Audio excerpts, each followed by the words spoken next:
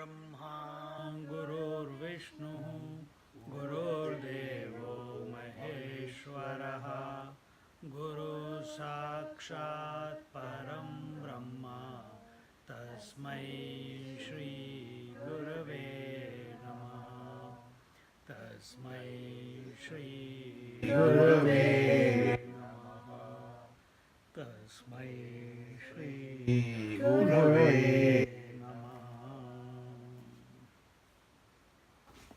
We are in Amrutanubhava and I think we are on verse 50, OV 50.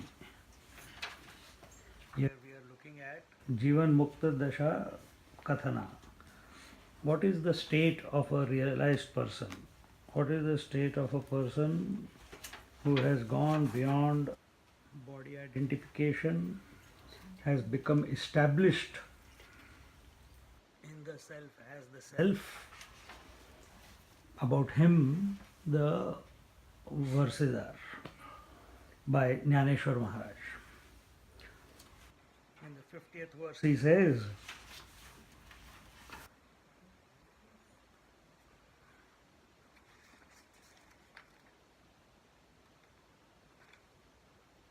आता भक्ति अभक्ति झाले ताट एके पाती Karma कर्माची आवाती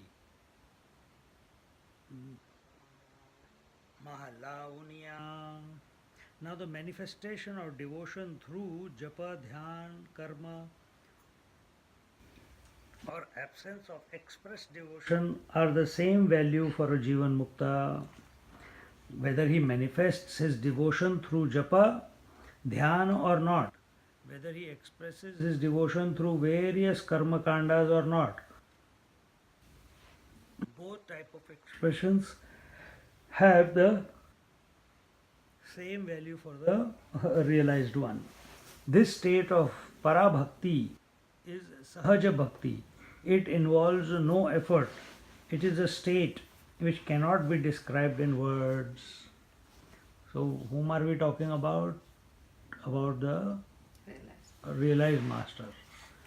And for him, doing meditation, not doing meditation, doing japa, not doing japa, doing karma kand, or the duties, or not doing the duties, it's all equal.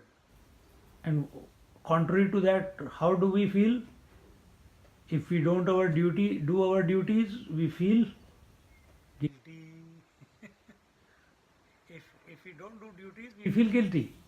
If we don't do the japa, or we don't touch interact with the scriptures, or we don't sit in meditation, if we have a regular routine, then we feel there is something missing, isn't it? But he doesn't miss anything because he is all that there is. Therefore, all that the Upasana Upanishads say about the Jivan Mukta and the pure self is irrelevant. To whom? Irrelevant to whom? Not to us, to him. Because he is abiding and living that which the Upanishads are only indicating. Manoni Upanishade Dashe Yeti Ninde Nidrachi Vishade Stotre Hoti. Therefore, all that is said by the Upanishads about the Jivan Mukta and the pure self is indeed irrelevant. And all this irrelevant talk about them is that real praise. You ask the Lord, you ask the water, do you know that you are water? It does not matter to the water. You tell the story of how water became ocean and how ocean became waves, tides, how it became frozen and became icebergs. And then the whole scripture is told to whom? To whom all this story is told? Not to the water, to the iceberg. that now you have to melt and realize yourself you are the infinite waters. Once the iceberg has realized and melted, dissolved his personality and merged into the waters, then will all the manual of self-realization be valid for for him? You see, this is how it is. So once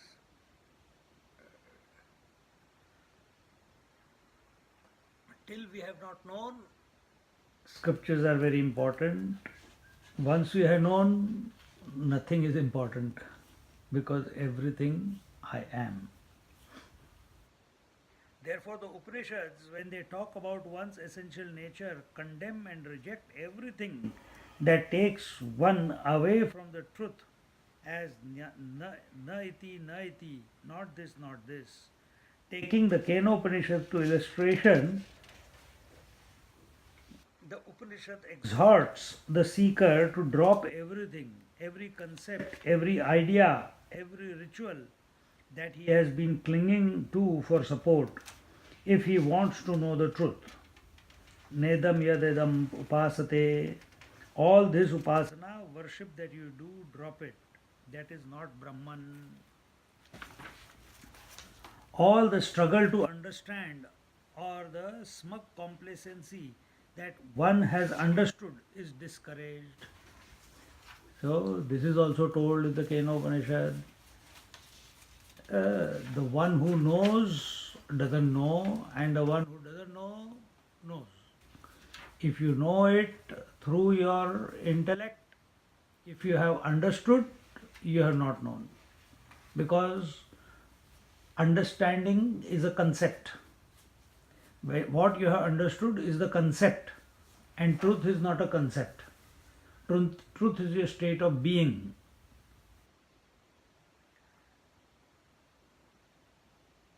And therefore here it says, Yadi manyasya suvedeti dabhra mevapi nunam. If you think you understand, then you know very little. What you think you know is not the truth. So a lot of people, they say, I am very clear about what is there. I understand everything. Maybe we say that to ourselves also. That is not equal to abidance. You have to get out of this mind. This mind needs to get, not when we say this mind needs to get destroyed, meaning this mind needs to realize that it is essentially consciousness, not thoughts. And that it is consciousness because that is its nature. And it doesn't need to think about consciousness. This is what our teaching to, Parakshanubhuti also, same thing was there, isn't it? Mind has to come to a point where it stops thinking about the consciousness. We have to.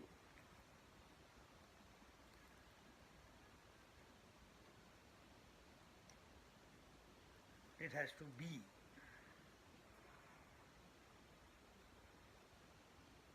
Then from that point of being, mind is not separate to the self. Body is not separate to the mind. World is not separate to the body. Then what is the vision? I alone is. Everything is, we are using the word everything is included in the I. But that also cannot be said because we don't know how it is like from there. This is the maximum we can indicate, that from that standpoint, from the I point, without a thought, everything is inclusive. Nothing is other than the I. So the Upanishads take the student step by step through a sense of ninda, condemnation and rejection. This is neti neti. And what is that? First of all, the means of knowledge, the jnanendriyas are rejected. Then the student asks, without the means of knowledge, how will I know? The teacher replies, I do not know, but I'll tell you what my guru told me. And he proceeds to declare the truth in a very peculiar way as being other than the known and unknown. Then the student tries to reassess all the spiritual sadhana that he has been doing, and the teacher tells him, drop all this upasana. Know that alone as Brahman, and not this that people worship. Thus, however sincere the spirit upasana may be, one day or the other, all the jnanendriyas, that means the organs of perception, the karmendriyas, the organs of action, the mind and the intellect, the biggest stumbling block is the intellect, have to be dropped. The teacher proceeds to reveal the truth in another beautiful language, and vijnanam avijnanam, that the truth is other than the known and the unknown. So no concept is allowed to be created in your mind. As long as a concept is there, then that concept, that thought, because concept will be by way of thoughts, it will have its own family. It will make you imagine something. And therefore, the student is asked, the one who does not know, he alone knows. So what do you mean by he does not know? We are talking about it from when this statement is read from the mind. One who does not know at the level of mind, at the thought level, he alone knows.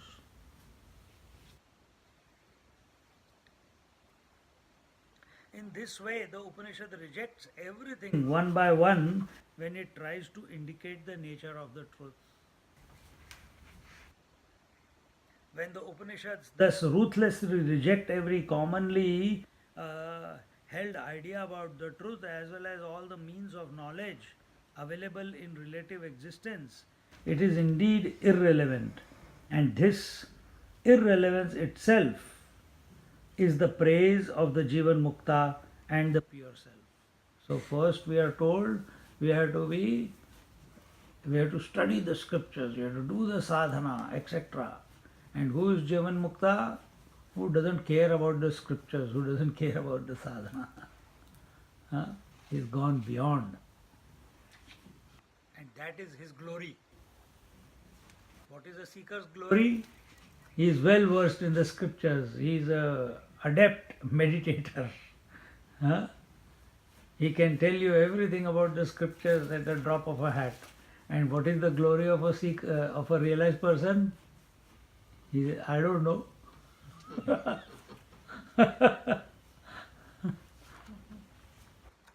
doesn't care. The language of praise or censure has totally different connotation when applied to the material world and the spiritual world. So, if someone possesses anything, we praise for someone, isn't it? But in the spiritual world, when you lose everything, lose your specificity, lose your importance, lose your knowledge, then you are praised.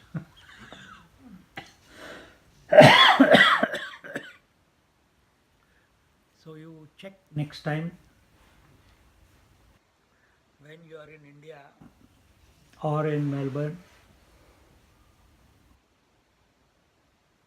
when you come across a beggar, do you praise him, or do you come across a politician or a rich person coming out of Mercedes?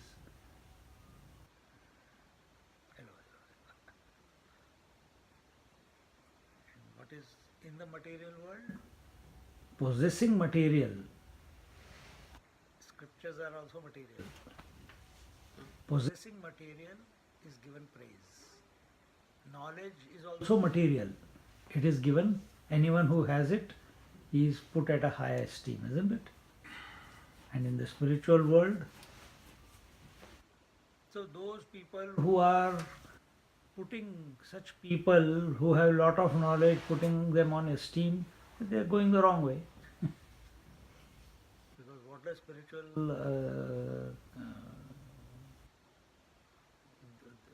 what is praised in spirituality, renunciation is praised in spirituality.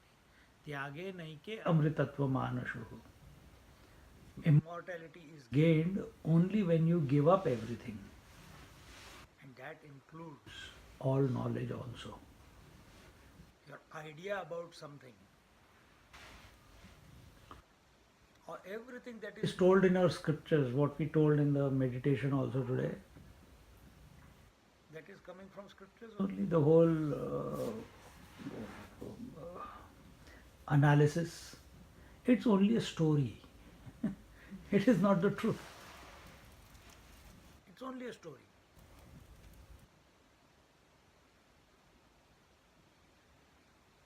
Only a story.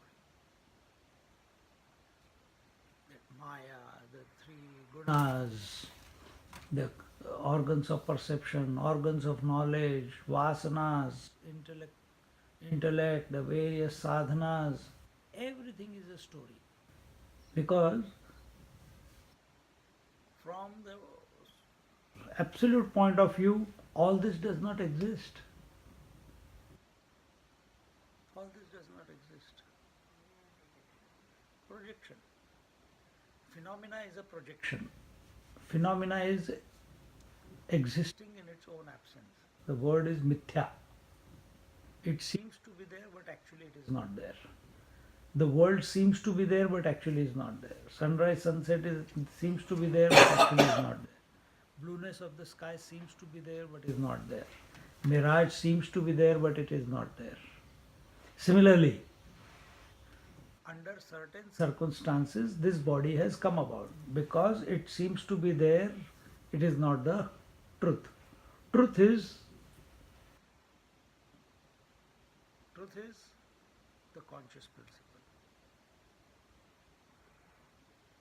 We have to become convinced about it. Only then the U-turn will happen.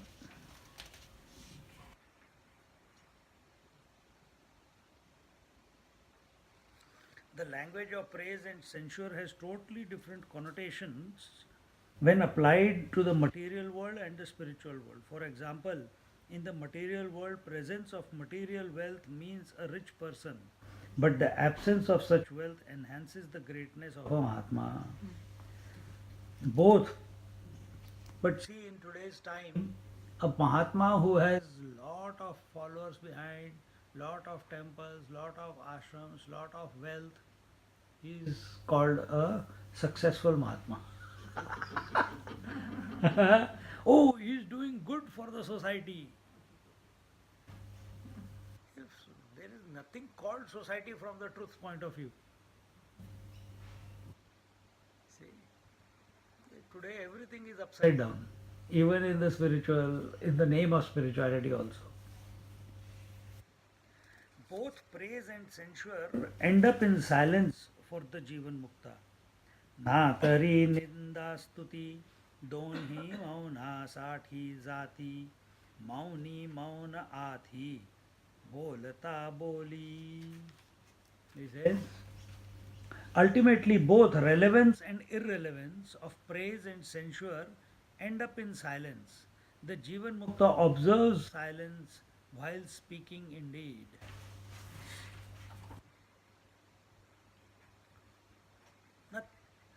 Nothing is the norm for a Jivan Mukta Purusha as it is for us.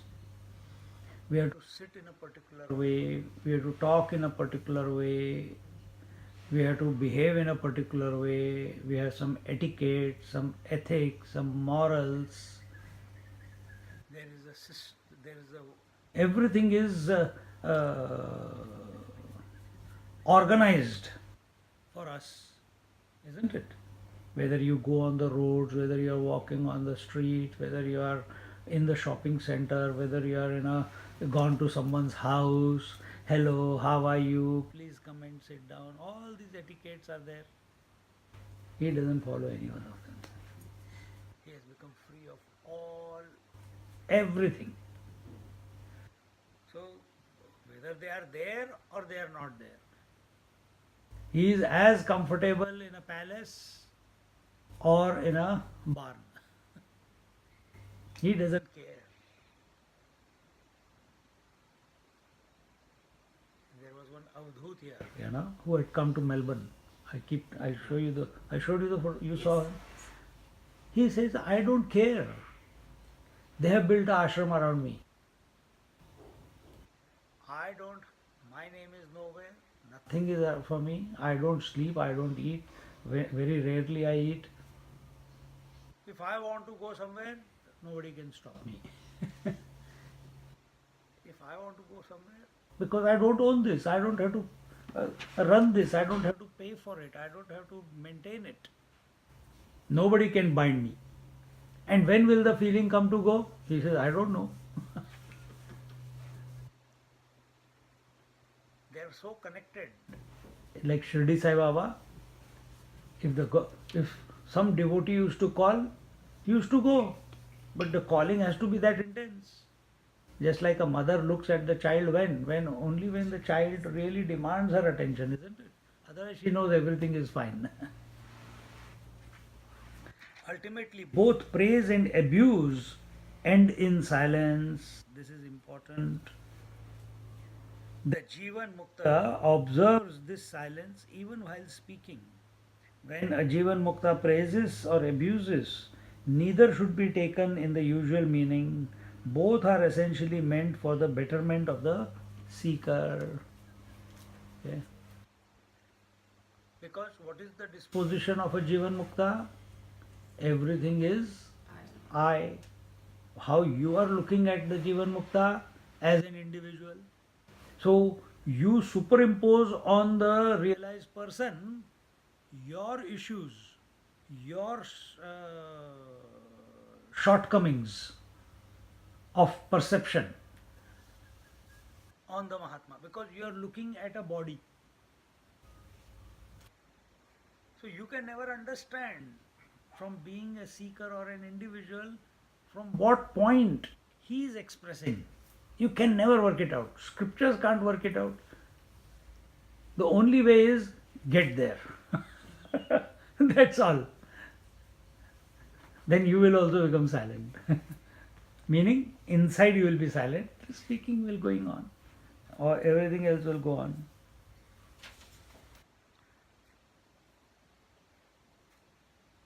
To expect only pleasing statements from the masters and rebel when he says something unpalatable only shows that one is still at the periphery and that one still considers the Mahatma as the body alone.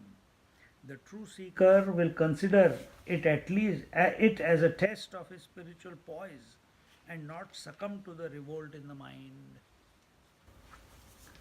See, someone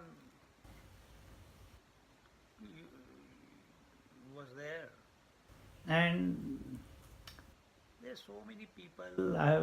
Suppose I am interacting with you almost on a weekly basis, and I meet you somewhere and I say, I meet her every time, it's okay, hi, how are you, and that's it. And then I mix with other people whom I have not seen for so many weeks or months. Is it that I am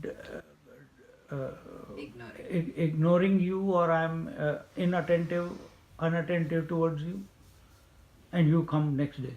You were purposely ignoring me and you did not say hello to me, and you just from far away you said, when you are at home you give me a hug and you give me, why you are behaving like this? Every time there is a crowd you always behave like this. What can you do to such a person? What can you say? And this has happened.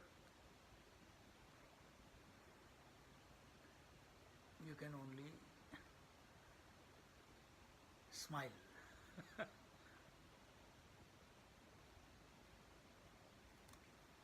This is because these type of thoughts come why? We are considering ourselves to be the body, and because of that we are considering the teacher also to be the body, and we are stuck at that level. And at the body level all these things are important, isn't it? Etiquettes are important, then praise is important, that you are doing well, how is your job, how is this, how is that. All this is, if you don't ask someone, then they feel, oh, he's being smart. he's, he's being aloof. But he asks others, and why is not asking us? Immediate comparison. This is because our attention is not on the truth. That is why.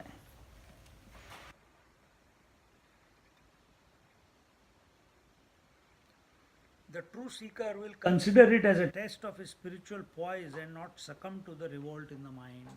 This is this. Our Chinmayananji stories is there, that he went to Tapon Maharaj to study for 7 years, and towards the end Tapon Maharaj one day abused him. He complained to every person who came or didn't come. He goes caught, you know what this Chinmayananda is tearing up my clothes purposely. One day, 2 days, few days, Chinmayanji said, no, I did not tear. I can get you new ones. He says, who wants your new clothes? I want my old ones. And it became too much for Chinmayananda to handle. And one day he said, here are a new set of clothes. And he walked away from the ashram, from the teacher, thinking that something is gone cuckoo here.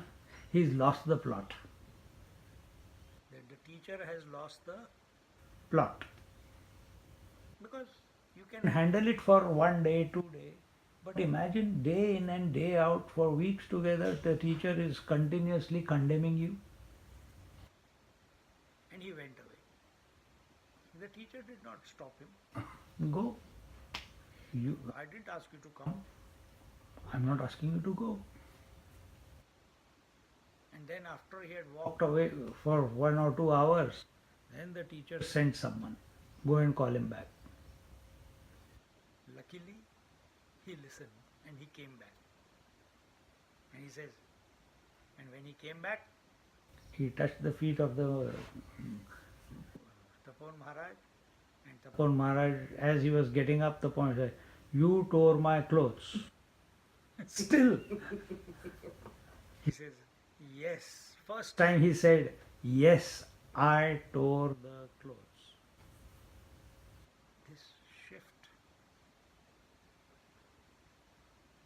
That's when Swami Chinmayananda, before he was, something must have shifted in that. See? Teachers do this not to trouble you, it is to test your resolve. How much you are absorbed in the truth. In that truth, praise and censure does not have any meaning. So they keep checking every now and then. And they are not doing it purposely to test you. A teacher may do it to test you, but realized person doesn't do it to test you. But when he sees that this fellow is very sincere, the teacher is also his mind is there, no? When he sees that someone is seeking and wants to move ahead in the journey, then all these tests come about from the teacher. Impromptu it happens. It is not a planned thing. In this way, praise and censure makes no impact on the Jivan Mukta, nor do they mean anything when expressed by him. The expression of the great masters are peculiar and can neither be comprehended nor logically explained, nor predicted. With reference to this aspect of the Jivan Mukta, Vidyaranya Swami gives a word of caution. When we hear about the behavior of the Jivan Mukta, our goal should not be to imitate their expressions, but rather to achieve their state of being. Because the teacher, one who is abiding in the truth, for him the world has become irrelevant. He does not follow any norms. He does not take bath. He does not eat. He does not sleep. He does not follow the norms of the society. And you who are still body identified, wanting to realize as a seeker, you start living, start following all this without having known the truth. It will become a big problem. It will lead to frustration. Our goal must be to realize the truth, the way scriptures are telling. And what is all this? This is the, when we have to look down, what is the disposition of the Mahatma that is being talked about. Not the disposition of a seeker. If the seeker vanishes, and the seeking vanishes, then there is no question about all this. You don't need to tell all this to a realized master. He is already abiding in it. So to whom is being told? To the seeker. And again a caution that do not copy this disposition. Rather, learn to abide in the truth that you are. It is also said in one of the Upanishads as well as in Panchadashi that even when the Jivan Mukta is quiet, one may see good or bad activities coming through him, but he does not get the karma phala either way. The punya phala goes to his devotees and the papa phala goes to those who abuse him. So he is nirlipta. Even when he speaks, the Jivan Mukta observes silence. When he is calm or angry, whether he pampers or ignores, everything is his own glory. In this way, he does not, again comes to the same statement of ours, he is the one who accepts everything, rejects nothing, and the third is retains nothing. In 3 words, the whole Jivan Mukta Purusha, how he is living, is told. In 3 words. Accept everything, reject nothing, retain nothing.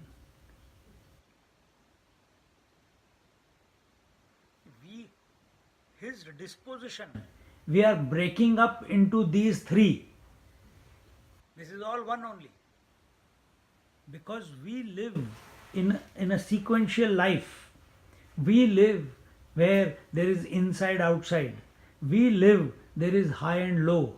We live where there is praise and insult. We live there is knowledge and ignorance.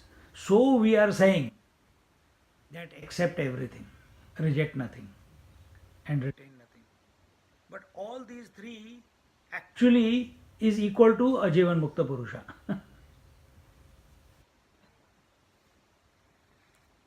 How the Jivan Mukta moves around in the midst of the transactions of the world is now described. Ghalita avahasvaha Ghalita avahasvah pai Shivayatraci hoti jai Shiva gelia hi no he ke hi jane. Every step of the Jivan Mukta is a journey in consciousness. He is going in consciousness his going in consciousness is without going anywhere. Because where will he go? Wherever he goes, there he is. There is no place that he is not. Nothing to do, nowhere to go. Where will the wave go? Or take even better example. Where will you go in this world? Whether you go to America, Australia, outside Earth, go to different galaxies, you cannot escape from space, isn't it? Wherever you go, there the space is. You go inside, there is space. Where you go outside, there is space. There is no place where space is absent in this creation, isn't it? exactly the same way. If you understand this, that you cannot go outside of space. The Jivan Mukta Purusha, the realized person, wherever he walks, he is in consciousness as consciousness. Space we are experiencing as separate to us, isn't it? This is our shortcoming. But he is abiding in the conscious space.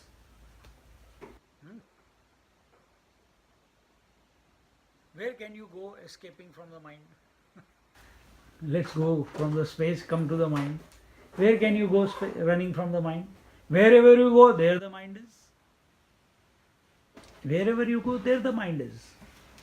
You cannot run away from the mind. Similarly, this Mahatma, he is abiding in the being, because he is abiding in the consciousness as the consciousness, and consciousness is that which is always, which is all pervading. So, wherever he goes, he is in consciousness as the consciousness. Even if he is just moving without any purpose, every step of the Jivan Mukta is a journey in consciousness.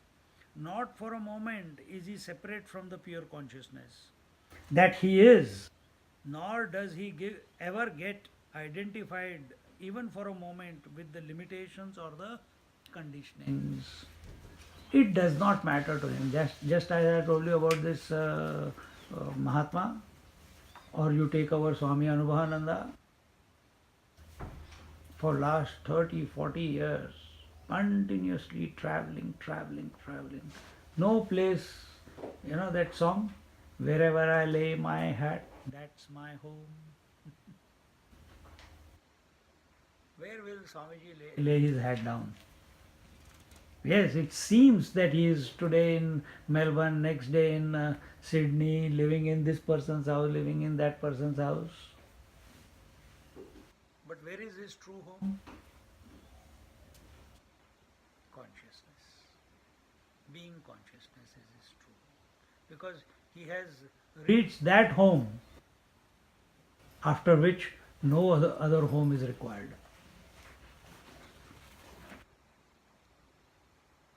When one moves in matter, as one does when going from place to place, that journey is in space, in time, and of an object. But the spiritual journey is not the movement of an object, nor a movement in time and space. It is like the movement of the wave in the ocean, a movement without a movement. So the movement is for whom? For the individual. Movement is for the wave. The ocean is complete. Ocean doesn't feel the movement. Where is the movement in ocean? Where is the movement in ocean? Only on the surface. 3-4 meters. How deep is the ocean? Is the ocean only the 3-4 meters on the top where you see movement? Or is the ocean much larger than those 3-4 meters? So compared to the total ocean, where the activity is taking place is insignificant. Where is the activity taking place in this space? Compared to the total space, and where activity is taking place, well, you can say at the galaxical level, at the solar system level, galaxies are moving, all the mass, the various galaxies that you see, we can see only the Milky Way. But imagine the total mass of all the galaxies put together. In that huge galaxy called Milky Way, ours is a medium-sized solar system. On that, we are a insignificant Earth. On that Earth, even more insignificant human being. And that insignificant human being saying, oh, don't mess with me, I am someone. That I am a father or I am a mother, I have got duties, this, that. From the total space point of view, you don't exist. You don't exist. Just like that speck of dust. Can you identify the speck of dust on your body? It's insignificant. There or not there, who cares? Exactly the same way.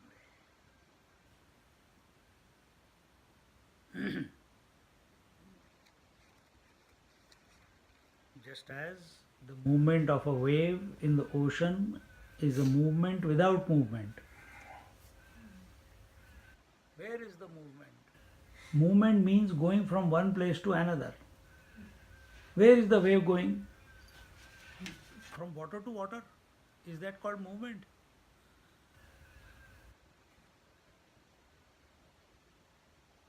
Is there movement? If we break this house down, where will be the space, room space or house space? Will it move out of this house and merge into the total space? Is that a movement?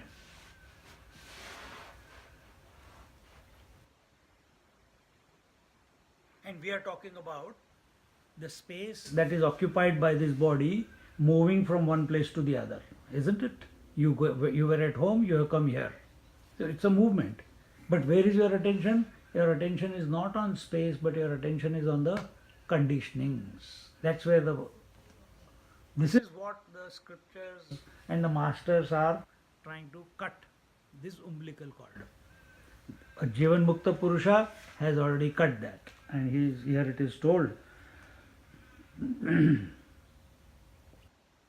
he is going on a Shiva Yatra, that is when he is moving in pure consciousness, he is not really going anywhere. When I come in the waking plane of consciousness, what was the point I departed from to enter the waking plane? This is the contemplation that we must do the moment we wake up. When you're still lying in your bed, eyes have not opened. All it requires is a few seconds of first train your mind to think about this. What was the point I departed from to enter the waking plane? So where was I? Oh, I was in deep sleep. That is a default answer. Think, where did you start to become a waker? Can it be other than I? No. Come back. When did I leave the point and when did I arrive at the waking plane? When did I leave this I? So I must have left the I in order to come back, isn't it? When our attention, I left the I to go into deep sleep and I left the deep sleep to become the waker. But I was in the deep sleep also. I was in the dream also. I is in the waking also. So when did you leave this I? Never. Never. You are the continuous principle. Your attention is on the conditioning. Then you say that I started from the deep sleep. When our attention is on the I, suddenly it dawns on us that I have never left myself.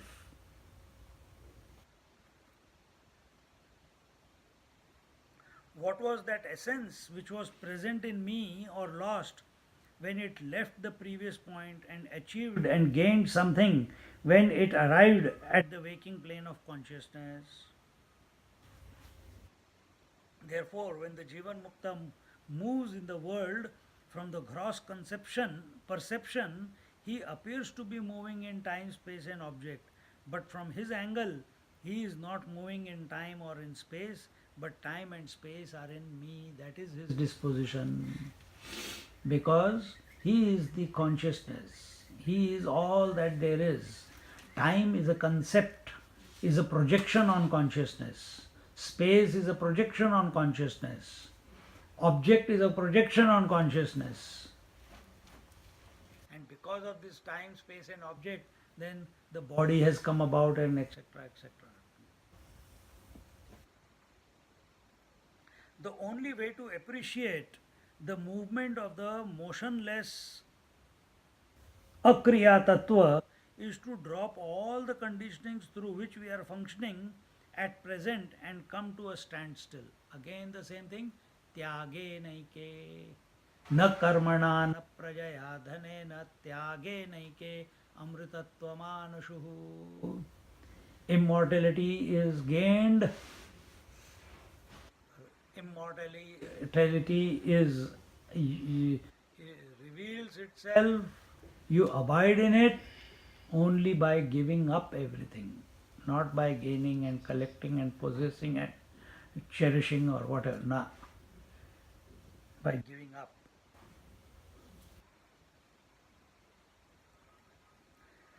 So, how do you do this when you are moving around in the world? Oh, I give up this satsang. I give up this cat. That is foolishness. Then how do you give up? You do not give up anything. How do you give up the whole world when you go to sleep? It gives you up, isn't it?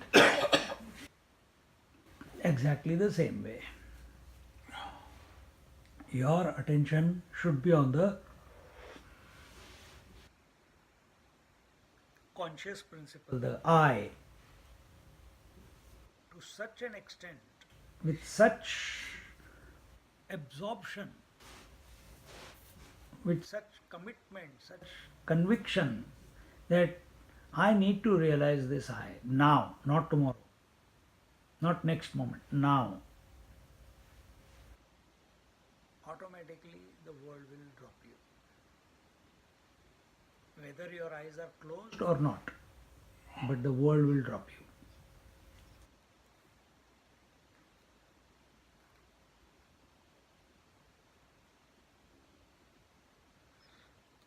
One learns to drive a car first in an open ground where there is no traffic, and only when, with the help of a guide, the control over the car is fully mastered, does one venture alone into the traffic on the roads. In the same way, in meditational exercise, one has first to move away from the crowds of thought in the mind, from the traffic of the world in the form of relationships, importance, values, projects, desires, passions, etc. Then alone can one discover the open ground where one can learn to control the mind. So, very important. Give yourself some time every day where the world is not creating an impact on your mind. That 1 hour, 2 hours, 3 hours, and slowly build it up. When everyone is gone to work, you are alone. Be with yourself. Don't find something to do that time. Just be.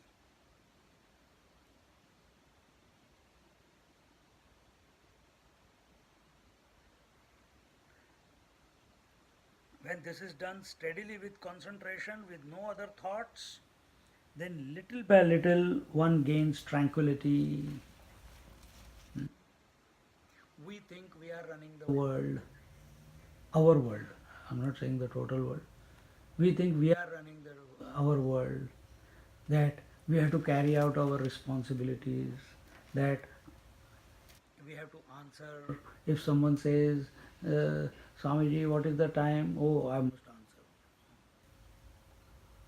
Swamiji, what is there? Where is the tea kept? Oh, I have to answer. How do you put the kettle on? I have to answer. What is realization? I have to answer. So we think that we have to answer. We are responsible for our life. And what is our life? All act for us at this moment. Our life is not our consciousness. Our life, we are thinking, is all our activities and relationships and possessions and the norms. This is our life. But a little bit if we take a dose of silence, be with ourselves, as here Swamiji has suggested, then we will see all activity in our life is just happening. Hunger happens, breathing happens, people coming into our life or going away from our life, that has been happening from childhood till now. Childhood, teenage, middle age, youth, middle age, that has come and gone by itself. I have, I have not done anything to leave anything. It has come by itself, it has gone by itself. The day and night, they come by themselves and they go by themselves. Why stop there? The thoughts that are coming and going, they are also coming and going of their own accord. The responses that come out of us in certain situations, they are also coming of their own accord. But you, rather than taking ownership of all that is automatically coming and going, you put your attention on the self. Then you will realize, but for that you have to apply yourself on a regular basis.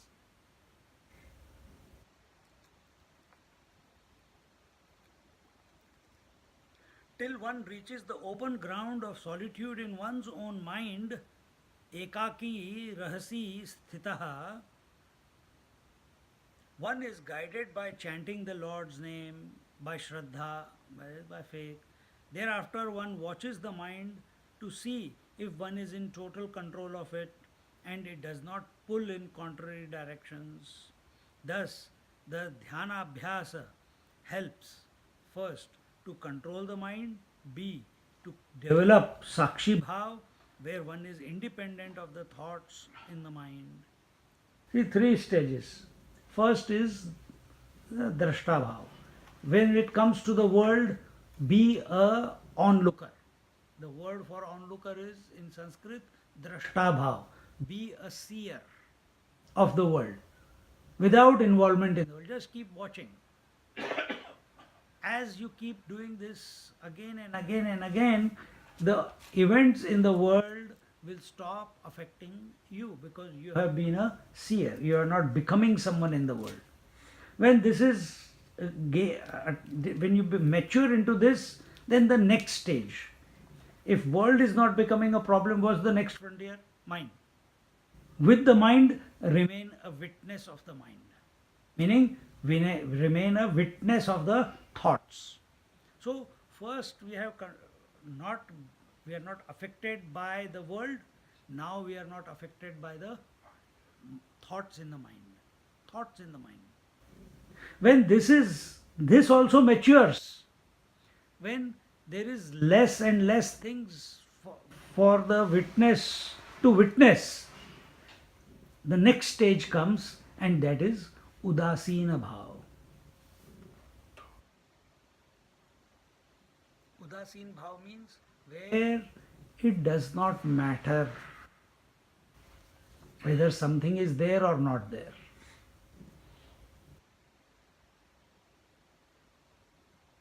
That is the last stage. You are indifferent. What is all this that we are reading? The indifferent attitude of the realized master towards everything. And why is that? We are using the word indifferent, isn't it? But from his point of view, everything I am. So there is nothing to achieve or nothing to lose.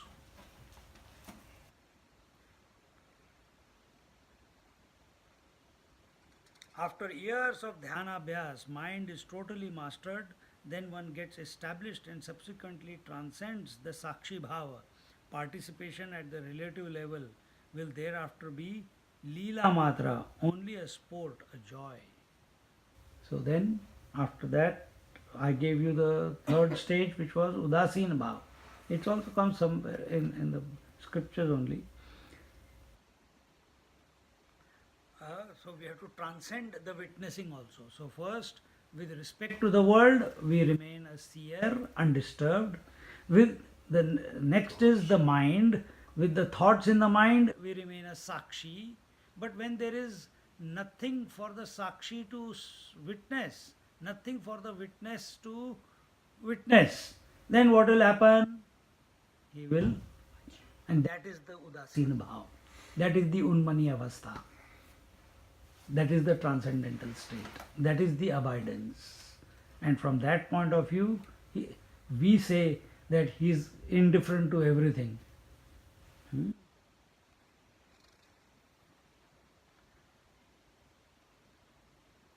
Going or sitting has the same meaning for the Jivan Mukta. Look at this in our next class.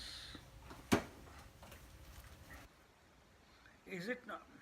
चालणे आणि बैसक दोन्ही मिळून एक no हे ऐसे कौतुक ये ठाई.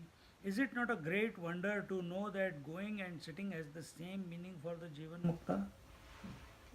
For us, if the teacher comes, we have to stand. This I tested this time in the retreat. And we are with Swamiji. Normally I always stand. For 1 or 3 days. I did not stand. And I was watching my mind, not the teacher. I was watching my mind. Does it feel guilty? You have to keep experimenting with yourself. The whole class is up and they are looking at me. I am not getting up. And I am not looking at them, but I am looking at my own mind. Do I feel censured? Do I feel cornered? Is my mind feeling guilty that the teacher has come and I am not getting up?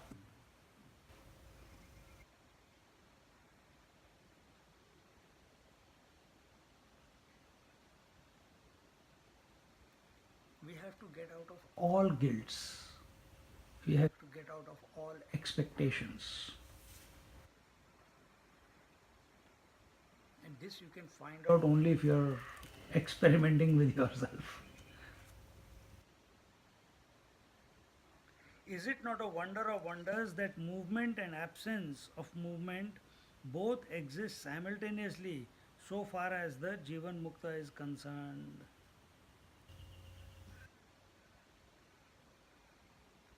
Just like when we look at the scripture in the Bhagavad Gita,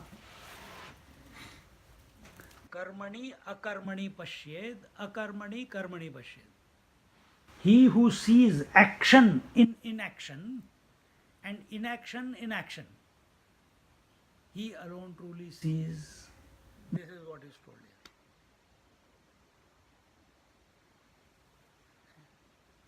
In activity, he sees inactivity inherent within it. And in inactivity, he sees activity. Example given.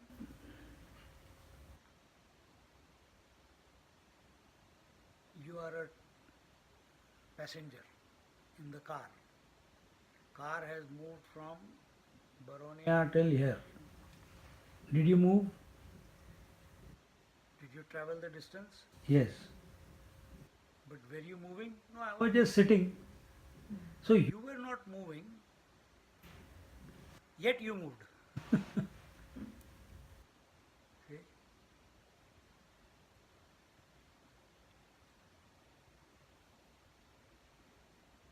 You were not moving, yet you moved. And where there is activity, there is inactivity. Self cannot be active. It is ever present, ever still. All activity is taking place around it. Isn't it? So, in inactivity there is activity, and in activity there is inactivity. The one who is able to catch this going on around, inside, outside, that he is surrounded by these two. We are only obsessed by inactivity most of the times, or activity at other times. What is for us activity? Waking and dream is activity. What is inactivity? Deep sleep is inactivity. Isn't it?